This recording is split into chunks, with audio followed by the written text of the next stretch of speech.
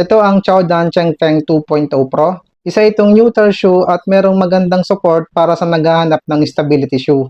Disclosure, itong sapatos na ito ay pinadala sa akin ng Chaodan official store para gawan ng review. Pero hindi ako binabayaran para gamitin o gawan ito ng review. At lahat ng sasabihin ko dito ay walang ibang nakapakinig o nakakita nitong video bago ito i-upload dito sa YouTube.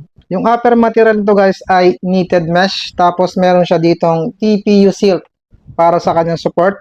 Meron itong 1, 2, 3, 4, 5, 6, 7 lacing holes. And then yung kanyang tang ay manipis lang, walang foam. And then yung collar lining niya ay malambot.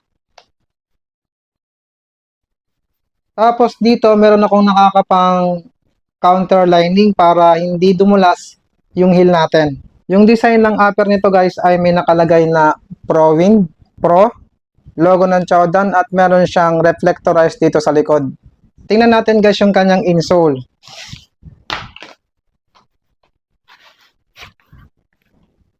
Ito guys ay high elastic EVA na hindi siya makapal pero medyo malambot.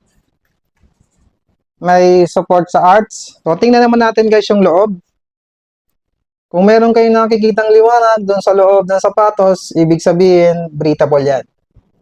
Yung midsole nito guys ay FIBA nylon material na meron daw 90% energy feedback. Guys, wala akong nakita kung ilan ang sukat ng forefoot at rearfoot nito. Subukan natin sukatin. Tingnan natin kung ilan ang estimated stock height nito.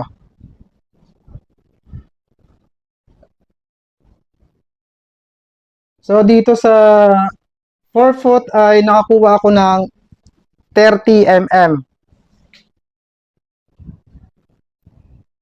Then dito sa rear foot ay nakakuha ko ng 36 mm. So meron siyang 6 mm drop. Yung design ng midsole nito guys ay para to sa pagiging stable niya. Meron din dito sa may bandang arch.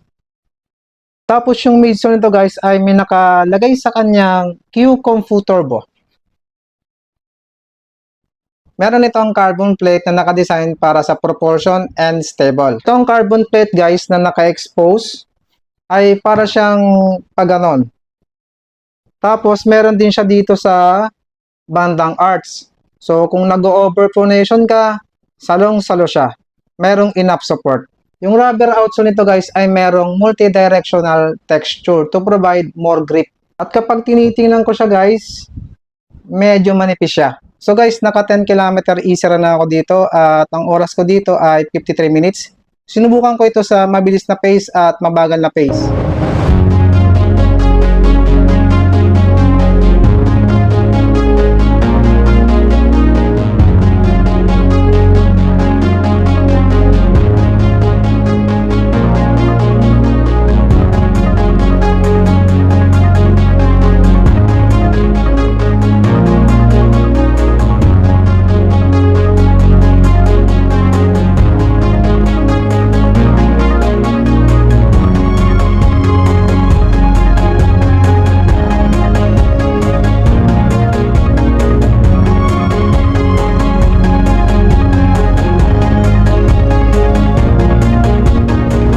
Guys, bago natin ipagpatuloy yung shoe review, baka pwede mo naman i-like yung video ko. At kung nagugustuhan mo yung mga shoe review ko, pasubscribe naman ako. Wala naman tong bayad. Maraming salamat. So, kumusta ang naging performance nito? Guys, hindi ito malambot. Hindi naman siya sobrang tigas kasi meron akong nararamdaman na response sa midsole niya. Sa mabagal na pace, mga 6 minutes pace, medyo matigas yung nararamdaman ko dito. Pero nung itinakbo ko ng 5 minutes to 4 minutes pace, ayun na. Naramdaman ko na yung responsive at medyo lumambot yung midsole nito. Parang naglalabanan kasi yung foot strike ko tsaka yung midsole kasi kapag dinidyanan ko yung foam, agad-agad bumabalik. At sa tingin ko, yun yung energy return. At ang sarap guys, itakbo niya sa mabilis. Wala akong naramdaman na delay sa response ng midsole nito. Nag-maintain ako ng 5 minutes pace, pinakaramdaman ko ng gusto yung midsole nito kung hanggang saan yung responsive niya.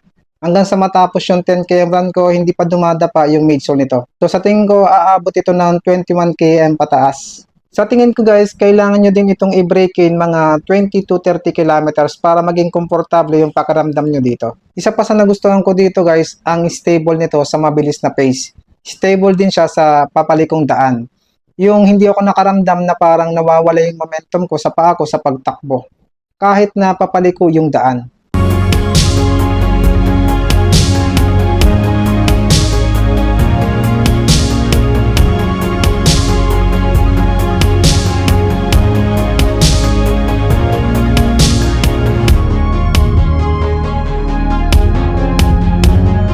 Hindi rin basta-basta dumudulas yung paa ko dun sa footbed niya. Isa pa sa nagpapa-stable dito guys ay yung makapit niyang rubber outsole.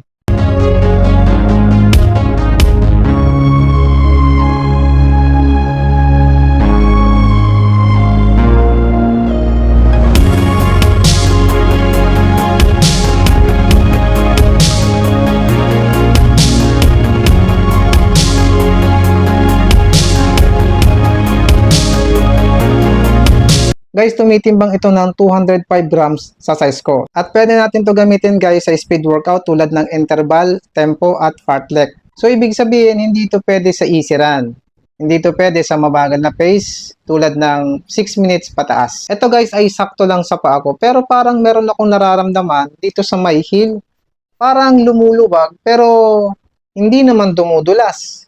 Medyo payat yung heel part ko dito sa may tendon. So sa tingin ko, masyadong roomy o maluwag yung heel nito.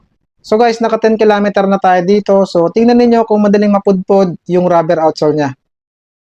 Guys, yung tinatakbuhan ko dito ay yung sementong matalas. So kung tatanungin niyo ako at titingnan ko to sa personal, hindi siya madaling mapudpod. Hindi rin siya nagpakita ng meron ng natutuklap o nawawalan dikit sa midsole niya. So, tingnan nyo guys.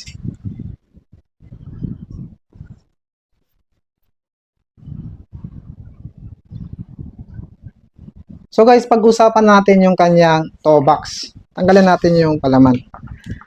Guys, yung toe box nito ay hindi roomy. Kung malapad yung paa mo, hindi ito pwede sa'yo. Kung mataba yung paa mo, hindi ito pwede sa'yo kasi yung upper nito ay flat.